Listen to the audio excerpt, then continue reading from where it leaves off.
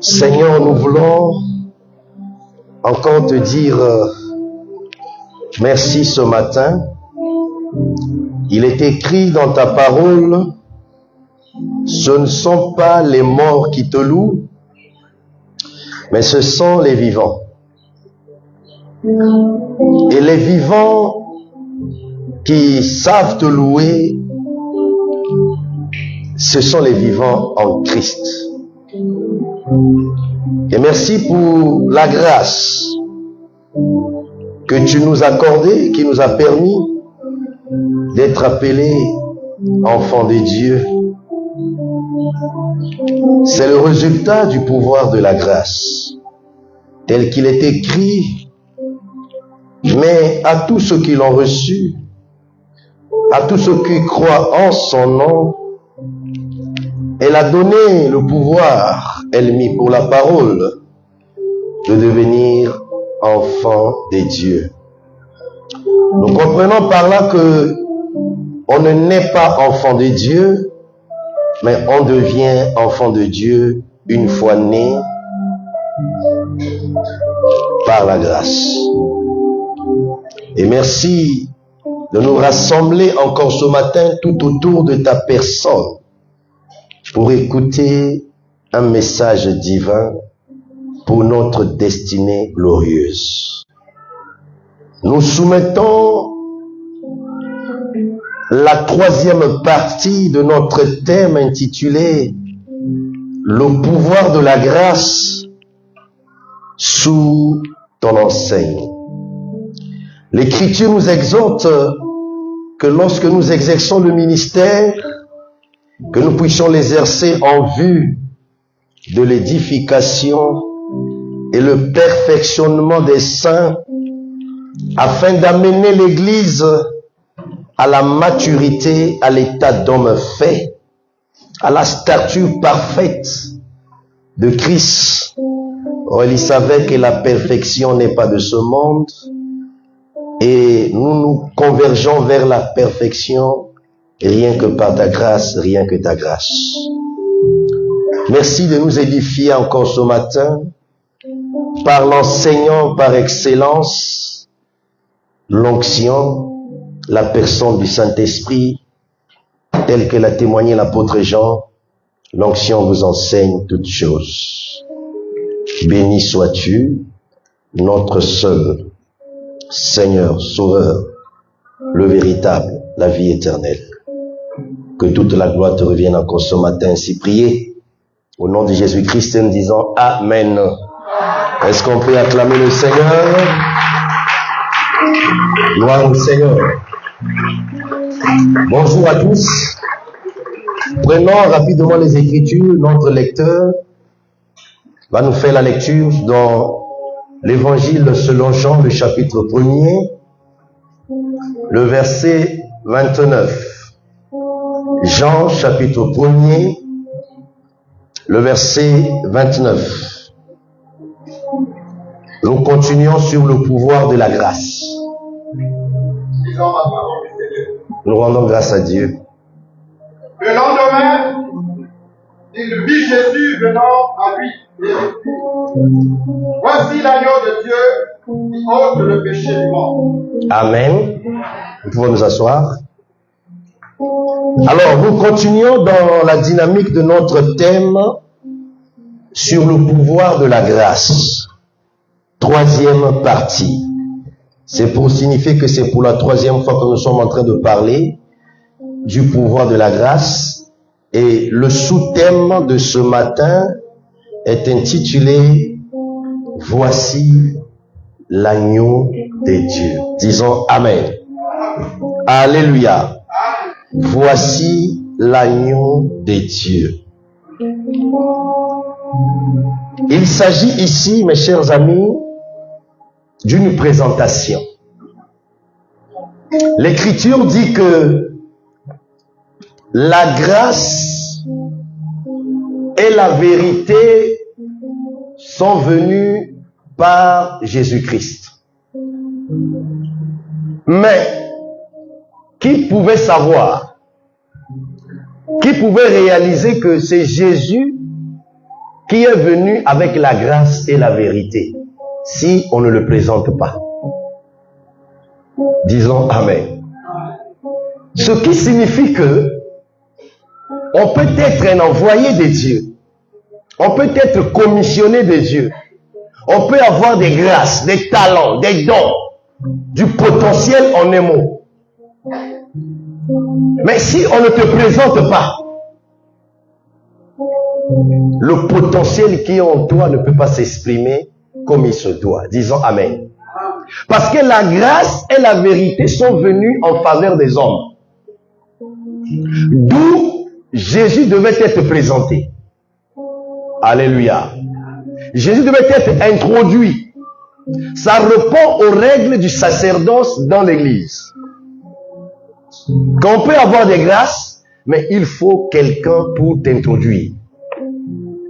Pourquoi nous assistons aujourd'hui à des dégâts, à des désordres? Parce que il y a eu des auto-présentations.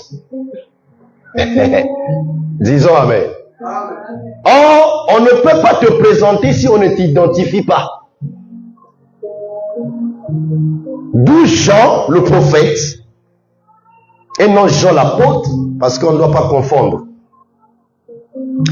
Ce que nous venons de lire, ce sont les écrits de Jean l'apôtre, qui rend témoignage de Jean le prophète.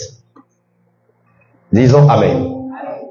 L'évangile de Jean, ce ne sont pas les écrits de Jean le prophète. Mais l'évangile de Jean l'apôtre contient le témoignage, le ministère, l'œuvre du Jean le prophète. Amen. Et l'Écriture nous dit que Jean le prophète faisait le service de baptême. Pas dans Jean, mais dans Matthieu. Et pendant qu'il faisait le service, il a vu un homme qui venait. Et l'Esprit du Seigneur a saisi son prophète. Il a identifié cet homme qui venait. D'où, en venant, Jean, le prophète, le présente. Il dit, voici l'agneau de Dieu, et non voici l'agneau. Il y a une différence entre voici l'agneau et voici l'agneau de Dieu. Disons Amen. On peut dire voici l'agneau, c'est un agneau, mais qui n'appartient pas à Dieu. Mais quand on dit que voici l'agneau de Dieu, ça signifie que c'est un agneau qui appartient à Dieu. Disons Amen. Alors, nous allons essayer d'expliquer dans la simplicité l'expression « voici l'agneau de Dieu ». Donc, nous disons que l'expression « voici l'agneau de Dieu » n'est qu'un autre langage qui parle de la grâce. L'expression présentative « voici l'agneau de Dieu » n'est qu'une autre expression, ou bien un autre langage qui parle de la grâce. C'est une dispensation qui vient avec le pouvoir de délivrer l'homme de l'esclavagisme. Quand on parle de l'esclavagisme, ça signifie tout simplement une doctrine qui est favorable à l'esclavage. D'où l'Église doit aussi comprendre que le mot doctrine n'est pas seulement lié à la parole de Dieu. Amen. D'où l'Écriture parle aussi de la fausse doctrine ou bien faux enseignement. Donc il y avait déjà une doctrine favorable à l'esclavagisme. Et aucune dispensation n'avait le pouvoir, l'autorité, la puissance de mettre fin à cela. Ce n'était que le pouvoir de la grâce qui devait mettre fin à la doctrine de l'esclavagisme. Disons Amen. Alléluia. Voilà pourquoi vous allez constater que j'avais l'habitude de dire que la grâce n'était pas venue seule. La grâce était accompagnée de la vérité. Pourquoi? Parce que la grâce qui est venue comme une dispensation pour libérer l'homme, il faut la présence de la vérité. D'où Jésus va dire dans Jean 8 et 32, vous connaîtrez la vérité et la vérité vous affranchira. En d'autres expressions, la vérité vous rendra libre.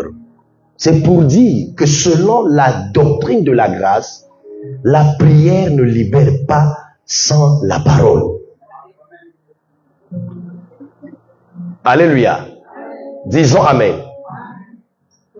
Et pour qu'on soit libéré, qu'on soit délivré, il ne s'agit pas de confesser d'abord la vérité, mais il s'agit de prendre connaissance de la vérité. Or, la vérité n'est qu'une personne qui est la personne de Christ. À chaque fois que nous allons prendre connaissance de la personne de Jésus-Christ, nous allons expérimenter la délivrance. Disons Amen. L'expression « voici l'agneau de Dieu » est une nouvelle dispensation puissante qui vient mettre fin à l'ancienne dispensation impuissante face à la loi du péché. Avant le temps de la grâce, le péché imprimait sa loi. Et tout homme était soumis à la loi du péché. Et quand le péché imprime sa loi, la finalité, c'est la mort. D'où, avant Jésus, personne ne pouvait vaincre la mort. Alléluia. Voilà pourquoi dans Romains 8, 2, il est écrit qu'il n'y a plus de condamnation pour ceux qui sont en Christ, car la loi de l'esprit de vie, qui symbolise la dispensation de la grâce, nous a affranchis de la loi du péché et de la mort. Parce que la mort est la conséquence du péché. Donc, le temps de la loi, c'était une dispensation de la mort. Le temps de la grâce, c'est une dispensation de la vie. Voilà pourquoi vous allez constater, depuis Genèse jusqu'à l'arrivée de Jésus, personne ne s'est présenté comme étant la vie. Mais ils étaient les porteurs de vie, mais la vie dans l'ombre. Disons Amen. Alléluia. L'expression « voici l'agneau de Dieu » est une dispensation de la lumière qui met fin à la dispensation de la lampe. L'expression. Donc, quand Jean disait « voici l'agneau de Dieu », c'était tout un enseignement.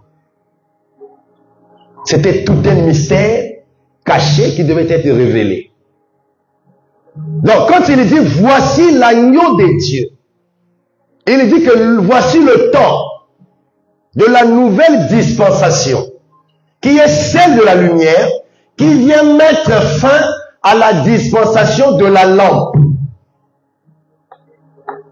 D'où lorsque vous lisez le psaume 119, le verset 105, il est dit ceci, « Ta parole est une lampe à mes pieds et une lumière sur mon sentier. » Or, la lampe, c'était la dispensation de la loi.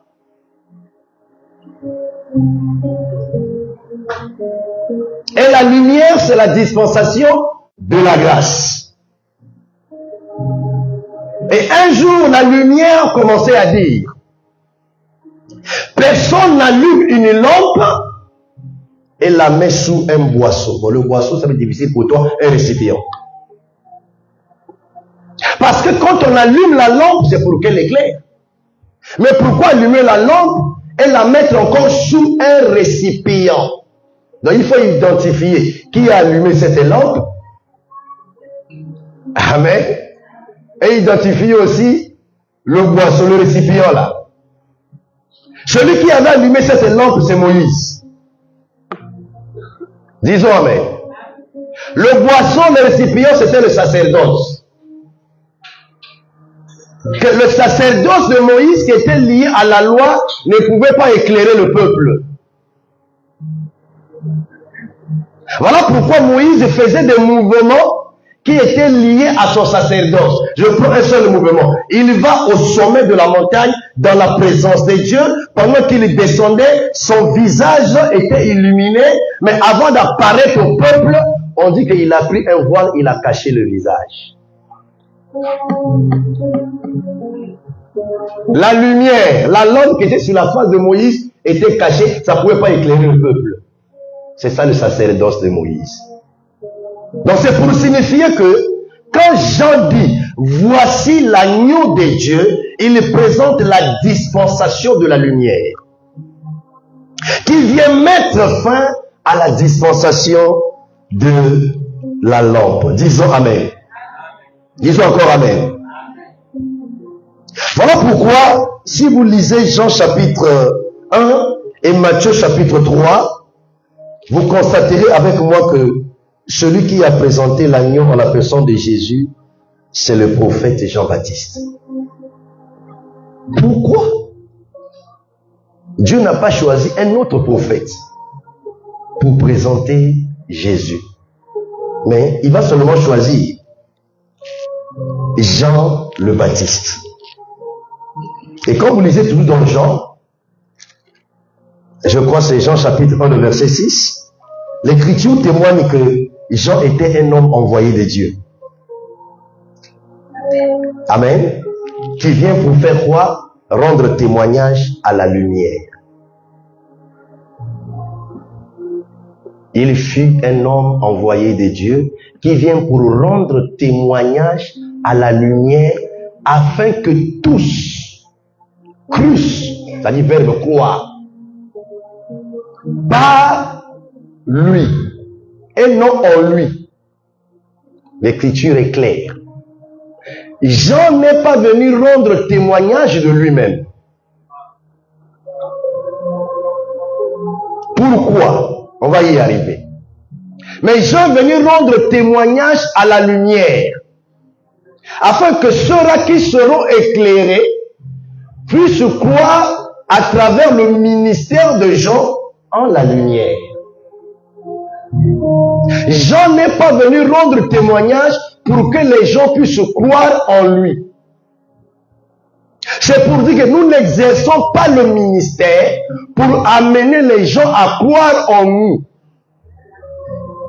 Quoique les gens doivent nous faire confiance, mais nous exerçons le ministère de la part du Seigneur pour que les gens puissent croire en lui au travers de nous.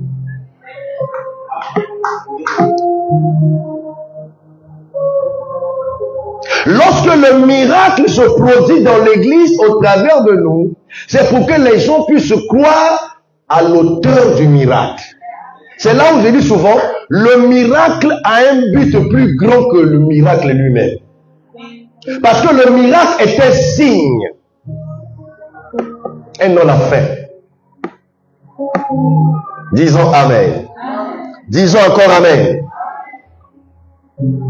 Pourquoi Jean est venu rendre témoignage à la lumière? Aidez-moi, Papa Bertin, Jean chapitre 5, soyons rapides, le verset 35.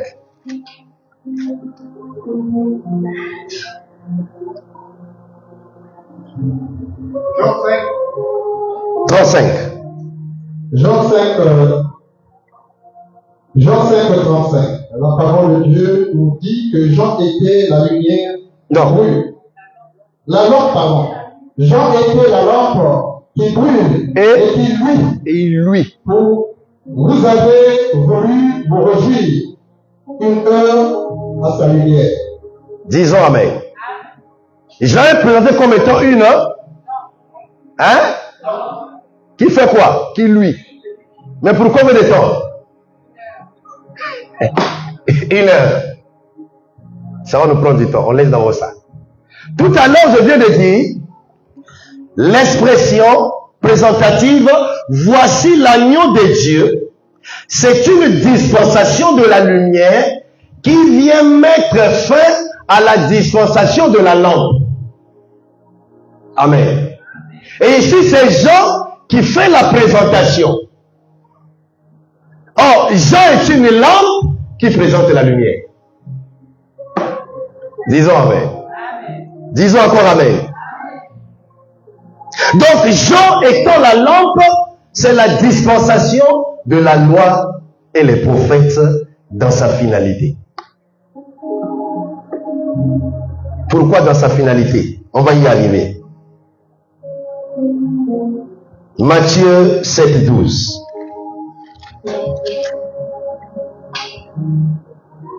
Matthieu chapitre 7, le verset 12. La lampe doit prendre fin, la lampe doit s'éteindre pour que la lumière soit manifestée. Matthieu 7, 12. Tout ce que vous voulez que les hommes fassent pour vous, faites-le de même pour eux, car c'est la loi et les prophètes. Car c'est la loi Et les prophètes. et les prophètes. La lampe incarne la loi et les prophètes. Parce que cette lampe devait briller pour un temps. Une heure. Après une heure, une autre heure doit commencer. Disons Amen. Disons Amen. Jean est venu l'éclairer pour une heure, étant la lampe.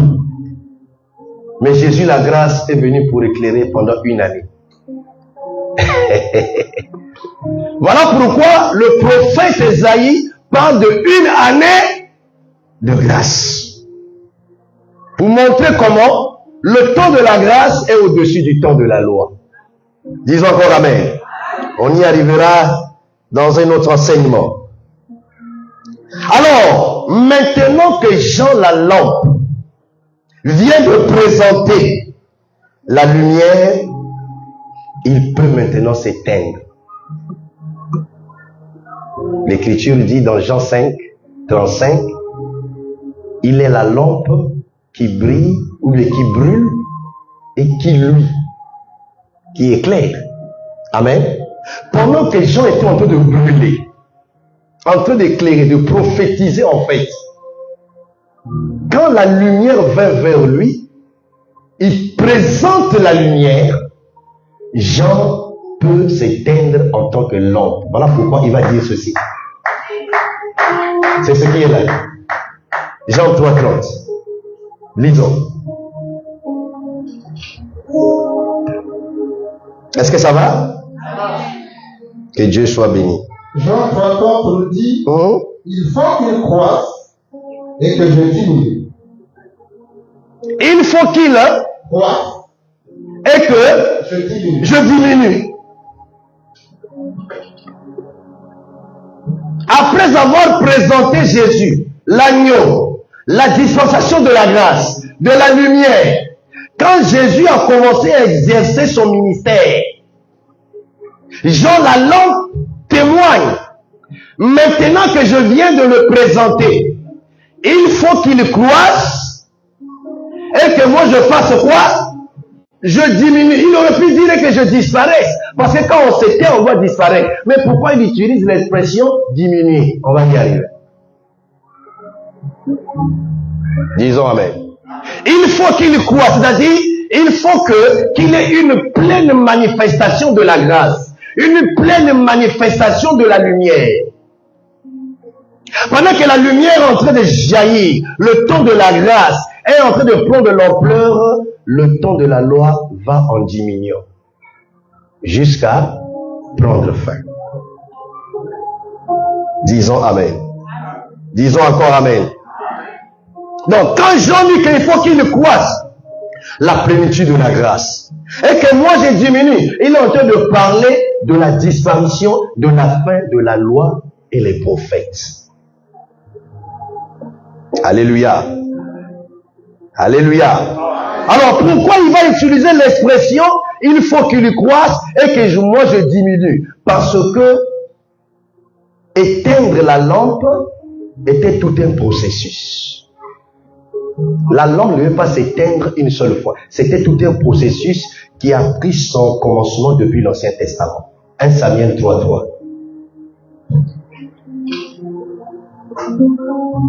1 Samuel chapitre 3, le verset 3.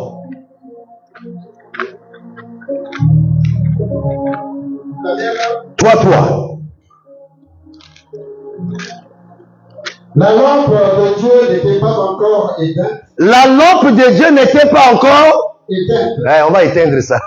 Et Samuel était couché dans le temple de l'Éternel, où était l'arche de Dieu. La lampe de Dieu n'était pas encore éteinte. Donc ce n'était pas le temps que la lampe soit éteinte.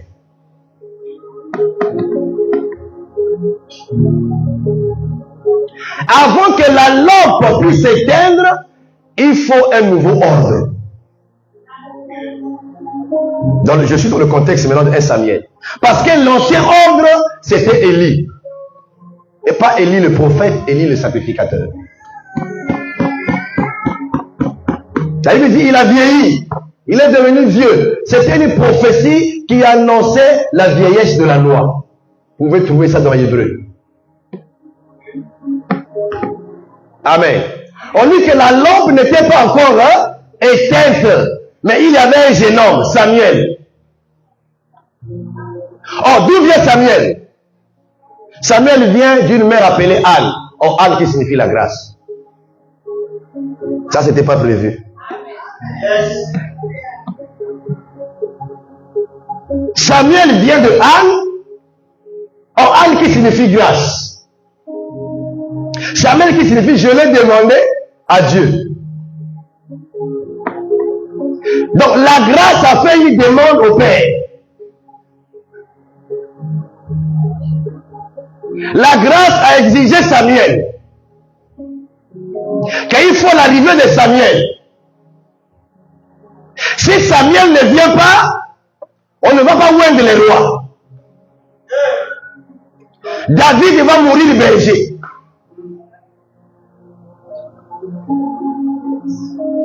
Tu ne mourras pas avec les statues avec lesquelles tu es venu ce matin. Reçois l'onction au nom de Jésus-Christ. Disons Amen. Donc, avant que la lampe puisse s'éteindre, il faut la naissance de Samuel. Jean-Baptiste, la lampe ne peut pas diminuer si Jésus ne naît pas.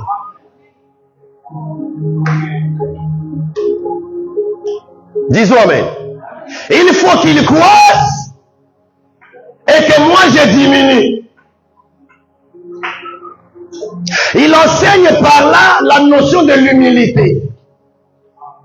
L'une des vertus qui envoie de perdition dans l'église dans ce temps de la fin.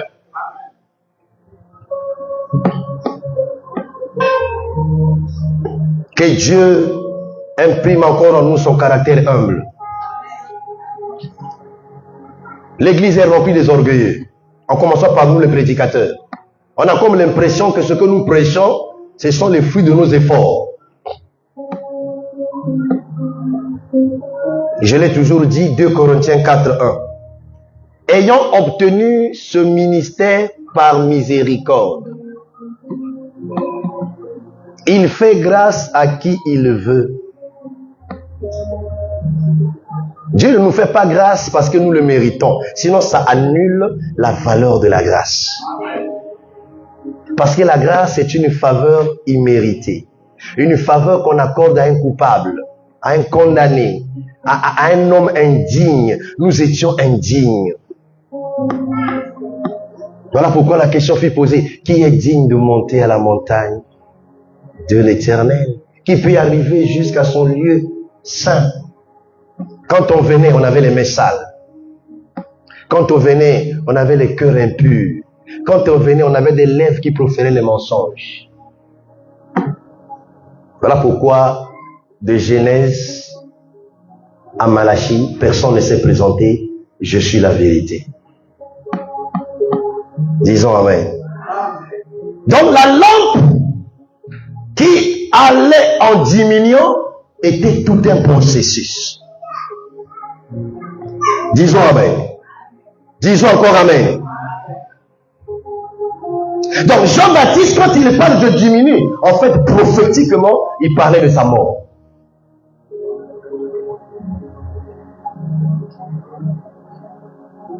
Pour dire qu'aujourd'hui, nous ne sommes pas forcément appelés à mourir physiquement, mais à mourir spirituellement dans les circonstances, dans les faits, dans les situations. En tant que des couples, on veut discuter, on peut mourir. Un cadavre ne peut plus discuter. Disons Amen. Je vais répondre pour me justifier. Si je meurs, je ne vais plus me justifier. Alléluia. Disons encore Amen. Maintenant que la lampe peut s'éteindre, la grâce peut rentrer pleinement en action. Voilà pourquoi quand vous êtes le lecteur de la Bible, quand on est venu annoncer la mort de Jean-Baptiste par ses disciples à Jésus, si vous êtes le lecteur de la Bible,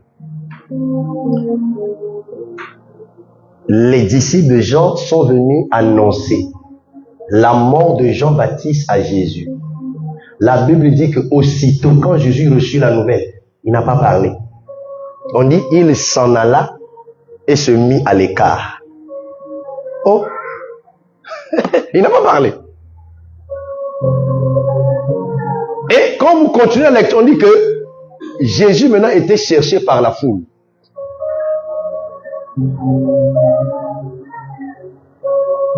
Et quand Jésus voit la foule, l'Écriture dit, il fut ému de compassion pour elle. On vient annoncer le cas d'un décès, Jésus ne fut pas ému de compassion. Celui-là, qui en l'absence de Jésus, élevait Jésus.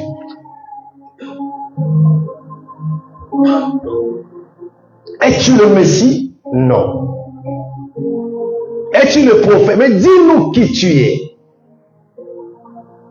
Il dit, je suis la voix de celui qui crie dans le désert. Il y a quelqu'un qui est au milieu de vous, mais vous ne le connaissez pas.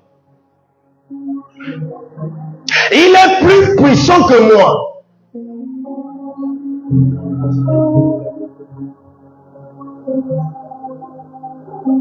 Je suis venu avant lui, mais il m'a précédé.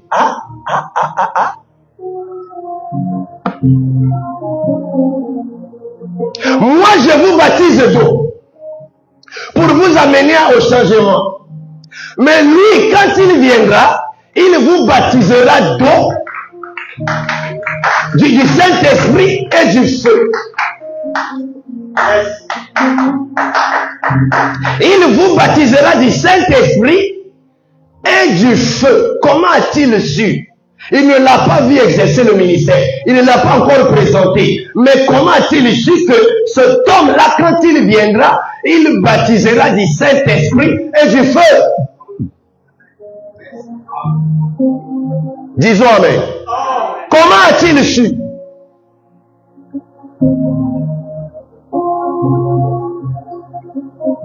Cinq mois après, une femme témoigne. Oh, Dieu m'a fait grâce. Il a enlevé mon opprobre, Élisabeth. Et au 6e mois, une autre femme va rendre visite à Élisabeth.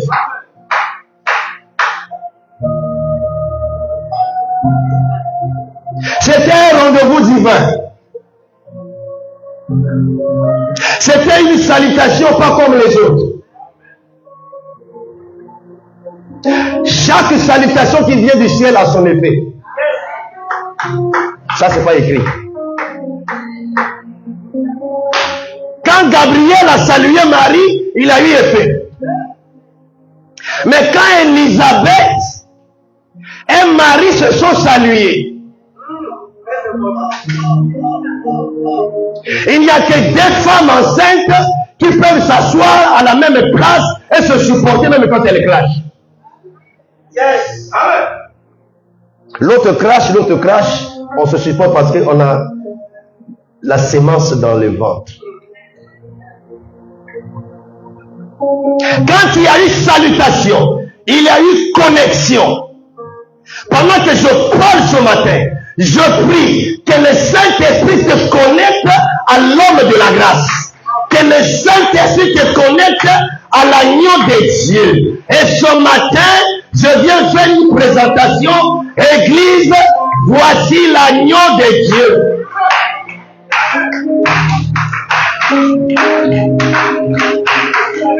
Voici l'agneau de Dieu. Et non, voilà l'agneau de Dieu. Voici l'agneau de Dieu. C'est la dispensation de la grâce.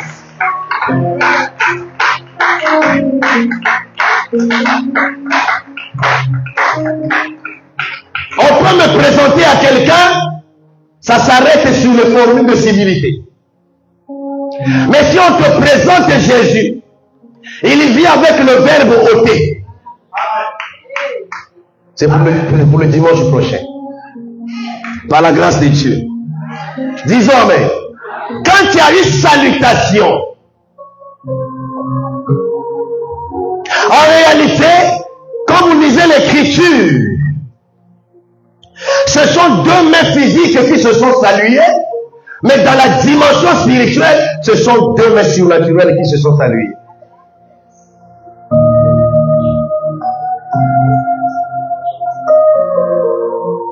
Dans cette salutation, il y a la remise et la reprise.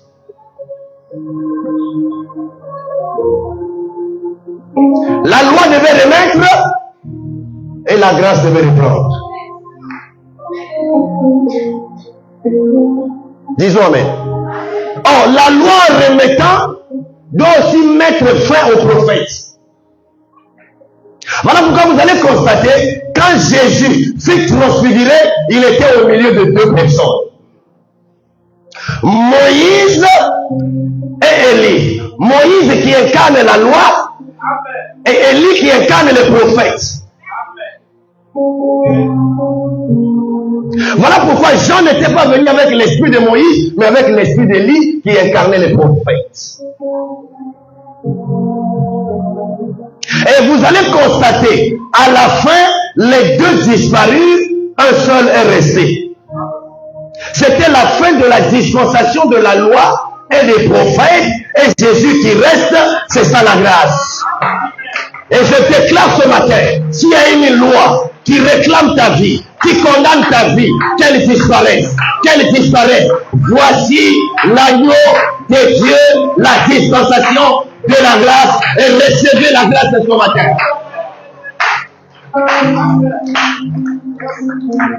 Disons amen. Jésus ne fut pas tenu compassion quand il écoute la nouvelle, la mauvaise, sur la mort de Jean. Était-il un adversaire de Jean? Était-il jaloux de Jean? Non. C'est lui qui avait envoyé Jean. C'est lui qui avait baptisé Jean dans le sein de sa mère. D'où la maman a dit, dès que tu m'as salué, j'ai entendu ta voix, l'enfant fut tressailli. L'enfant fut tressailli. Tu ne peux pas être tressailli si tu n'es pas rempli de l'esprit. Voilà pourquoi lorsque les disciples sont venus faire le rapport, maître, même les démons nous ont été soumis. Il dit, ne soyez pas seulement contents parce que les démons ont fui, mais soyez contents parce que vos noms sont inscrits dans le livre de vie. C'est ça les résultats de la dispensation de la grâce. Et je déclare ce matin, si ton nom était inscrit dans le livre de la mort, de la condamnation, de la frustration, de l'échec, de divorce, de la misère, de la pauvreté, ce matin, ce registre-là est brûlé au nom de Jésus. Elle est écrit que Jésus fut tressailli de joie. Je te loue au Père. Tu ne peux pas tressaillir de joie et regarder la terre. Parce que quand tu vois quelqu'un en train de marcher et regarde la terre, c'est le désespoir. C'est la frustration. Voilà pourquoi le seul moment où le coq lève les yeux vers le ciel, c'est quand il boit l'eau. Oh, l'eau, c'est la parole.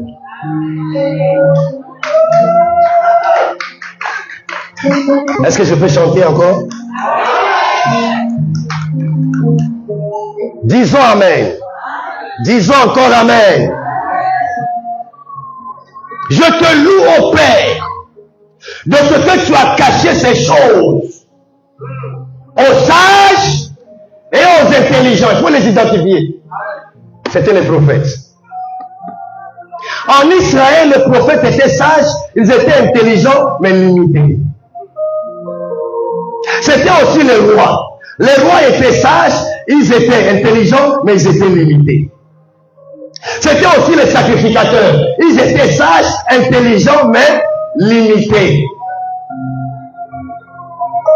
C'est Israël, mais limité. C'est pour dire que Israël n'a jamais été un enfant de Dieu. S'ils étaient enfants de Dieu, c'est dans l'ombre. Parce que ceux qui ont droit aux choses révélées, ce sont les enfants. Parce que c'est les enfants qui ont droit aux présents qui sont dans la maison du Père. Voilà pourquoi le fils prodigue, quand il revient, il revêt le statut d'enfant du Père, il peut encore bénéficier de tout ce qui est dans la maison du Père. Les souliers, la robe, l'agneau, le veau gras et non le veau d'or. C'est pour dire, et même à ceux qui me suivent, ceux qui se rebellent souvent pour quitter l'église, quand tu te rebelles contre ton Père, tu vas même avec les gens, tu n'es pas parti avec tout, tu as laissé les choses les plus précieuses. Parce que le fils prodigue est parti avec son héritage, mais il n'est pas parti avec les 4 choses les plus précieuses. Là où il était parti, il y avait des robes, il n'y avait pas la plus belle robe. Là où il était parti, il y avait des pourceaux, mais il n'y avait pas le veau gras. Attention, pas le veau maigre. Le veau gras. Oh, la graisse, c'est l'onction. Oh, on dit encore Amen. Il dit encore Amen. Il dit encore Amen. Pourquoi Jésus n'a pas réagi avec compassion quand il a reçu la nouvelle? Pour Jésus, ce n'était pas une nouvelle qui devait le surprendre. Parce que la lampe devait s'éteindre totalement. Or, la lampe qui s'éteignait depuis l'ancienne alliance devait s'éteindre totalement. En l'écriture dit que Jean est la fin des prophètes et de la loi. Parce qu'il est le dernier prophète avant Jésus. Or, étant le dernier prophète, en tant que l'homme, il doit s'éteindre. D'où il faut décapiter la tête de Jean.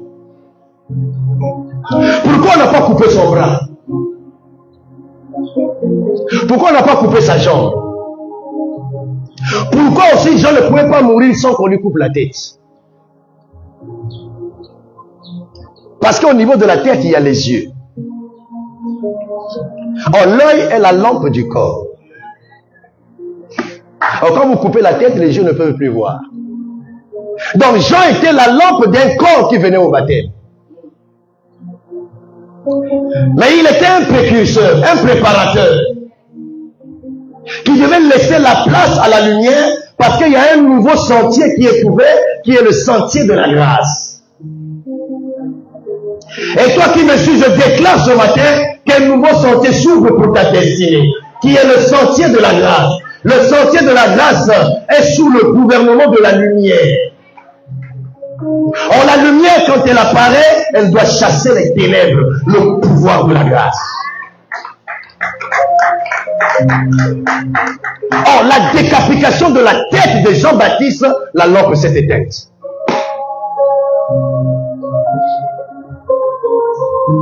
La lumière peut rentrer en action. D'où quand Jésus voit la foule, après la mort de Jean, il fut ému de compassion. Avant la mort de Jean, la foule n'était pas venue à Jésus. Pourquoi? Parce que la loi constituait une barrière.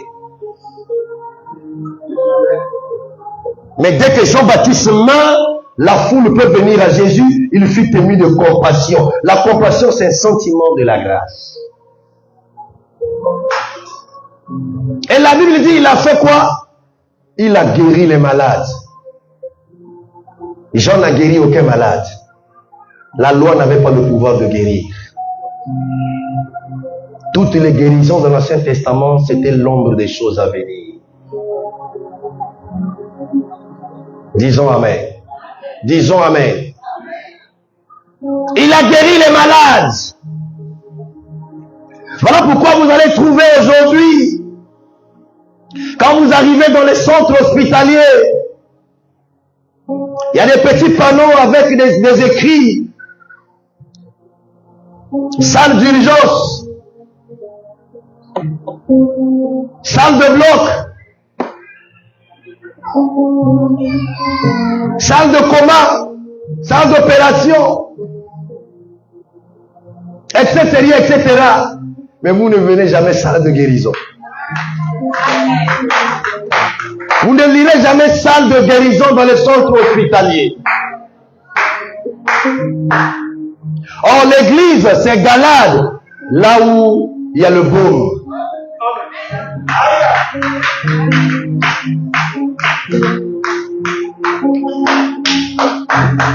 Là où il y a le baume, qui est le remède de la guérison. Et le véritable baume, c'est la personne de Jésus. Il va au-delà des soins.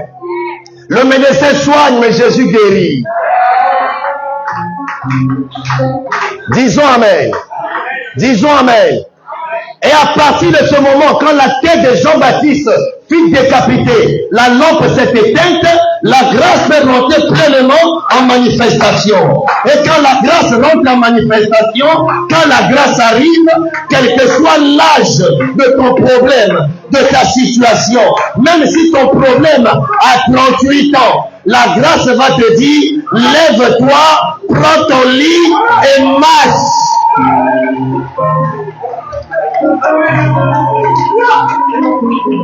Or, avant le temps de la grâce, il faut faire des efforts. Malgré qu'on est paralysé, il faut faire des efforts pour rouler dans la piscine. Il faut attendre qu'un ange descende du ciel pour bouger l'eau. Mais le temps de la grâce, on n'attend pas l'arrivée d'un ange.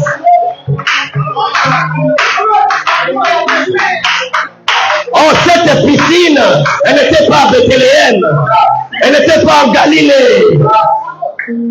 Elle était à Bethsaïda, qui signifie le lieu de miséricorde. Cette piscine, c'était une prophétie de la miséricorde qui va se manifester au temps de la grâce. Peuple de Dieu, voici l'agneau.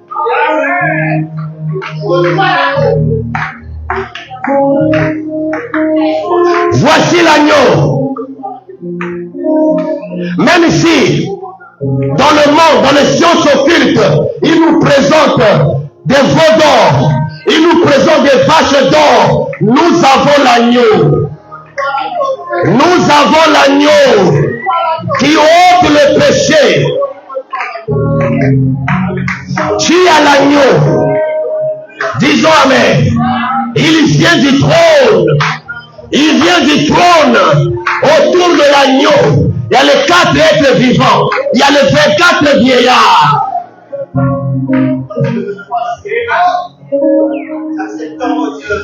Ce paralytique de 38 ans, il a vécu le pouvoir de la grâce. Disons Amen. Disons encore Amen. Disons encore Amen. Un autre paralytique, fallait le transporter par 4 personnes. C'était des allées et des retours. Mais un jour, la grâce est arrivée dans un quartier. La grâce est rentrée dans une maison. La grâce commence à enseigner. Et les 4 personnes ont entendu parler. Ils ont transporté le paralytique. Et ils ont amené les paralytiques devant la grâce. Ils n'étaient pas au nombre de 2, pas au nombre de 20, au nombre de 4. C'est les 4 évangiles. C'est les 4 êtres vivants. C'est pour dire que dans l'église, présentons l'évangile, les 4 évangiles, pour transporter les gens vers la grâce. Pourquoi ils étaient 4 dans le tabernacle? L'autel avait 4 cornes. C'est la puissance.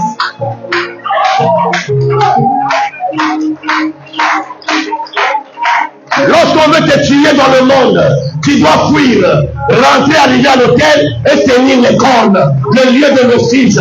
Ce matin, si tu es en danger de mort, fuis, viens devant l'hôtel, tiens les cornes.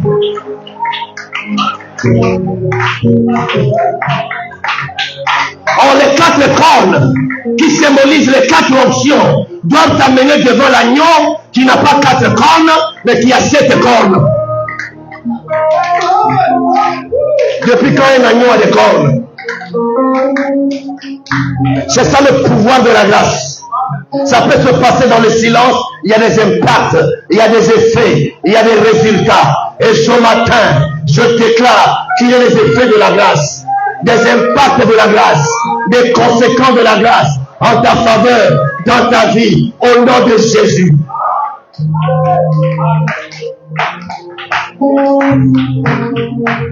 Quand la grâce vient, elle te transporte. La grâce te donne les pieds. La grâce te prouve un moyen de transport par l'enseignement pour t'amener à Christ. Mais au retour, on ne doit plus te transporter parce que la grâce, quand on te transporte vers la grâce te transforme. La grâce te donne la forme. Et ce matin, que le pouvoir de la grâce te transforme, te donne la forme qu'il te faut. Parce que ces paralytiques devaient retrouver sa forme par la grâce. Et lorsque la grâce a vu le paralytique, la grâce a dit, mon enfant. La grâce vient pour te réintégrer dans ta famille. Il était paralytique, il n'était pas enfant. Mais quand la grâce a localisé, la grâce lui redonne le statut de l'enfant à tous ceux qui l'ont reçu, qui croient en son nom. Elle a donné le pouvoir de devenir enfant de Dieu. Et il dit, mon enfant, tes péchés te sont pardonnés. Tes péchés te sont pardonnés. Je vais dire à quelqu'un, si tu viens à la grâce, tes péchés passés te seront pardonnés. Et quand tu es pardonné, le premier signe que tu dois recevoir pour réaliser que tu es pardonné, c'est la joie. Voilà pourquoi la Bible dit, heureux ceux à qui les péchés sont pardonnés. Parce que dans la grâce, le bonheur doit m'accompagner. Et ce matin, j'ai aussi le bonheur accompagner la grâce au nom de Jésus-Christ.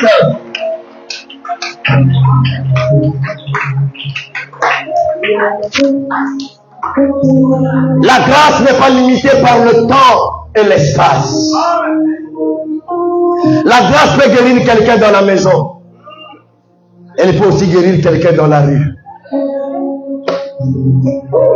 Voilà pourquoi je vois une femme à la perte de sang dans la rue.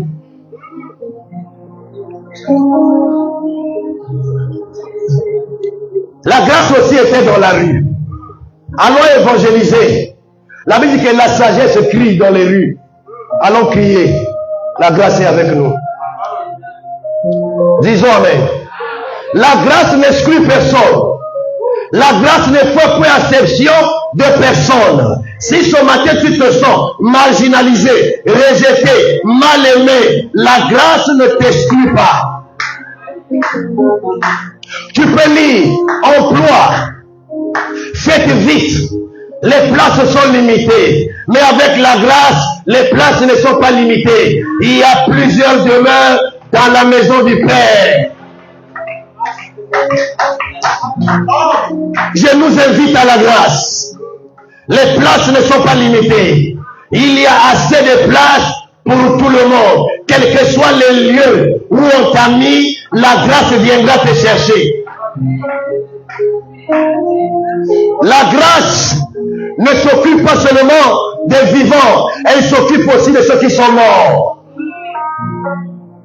Là, il faut que je parle bien pour ne pas rejoindre les faux enseignements. Disons amen. Je ne parle ici pas de la mort physique, mort spirituelle, mort financière, mort sociale, mort morale. La grâce peut s'occuper de toi. Disons amen. Disons amen. Quel que soit ce que tu peux vivre comme blocage, comme opposition avant la grâce, mais la grâce fera un travail avant de te visiter. Parce qu'on peut fermer la bouche de Lazare. On peut fermer les yeux de Lazare. On peut lier les mains de Lazare. On peut lier les pieds de Lazare.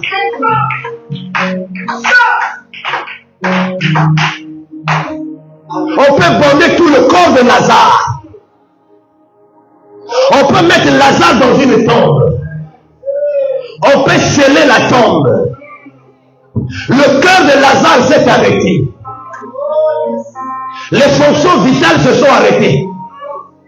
Mais la grâce a permis qu'une fonction ne s'arrête pas. Lui.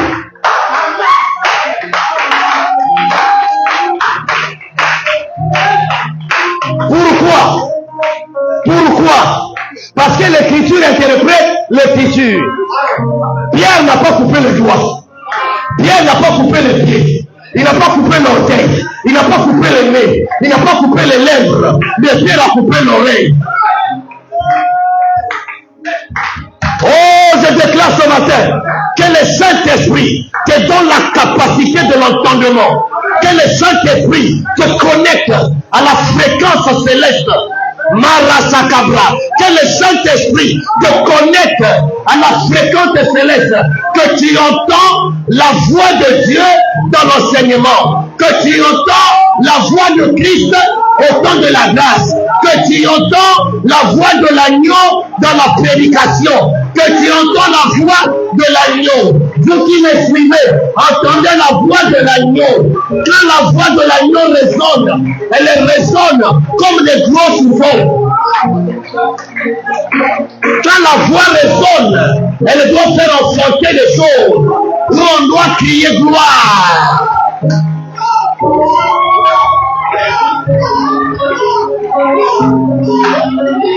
Pendant que je parle ce matin, sous l'onction prophétique, reçois la salutation prophétique, reçois la salutation prophétique, reçois la salutation prophétique ce matin, dans le nom de Jésus. Que la grâce te localise là où tu es, où que tu sois, aux États-Unis, en Amérique, en Europe, en Afrique. La grâce te localise, même dans la rue, même les bébés noirs, même les bandits, même les terroristes. Que la grâce vous saisisse là où vous êtes et recevez la grâce. Élève ta voix. Commence à remercier le Seigneur. Commence à remercier le Seigneur.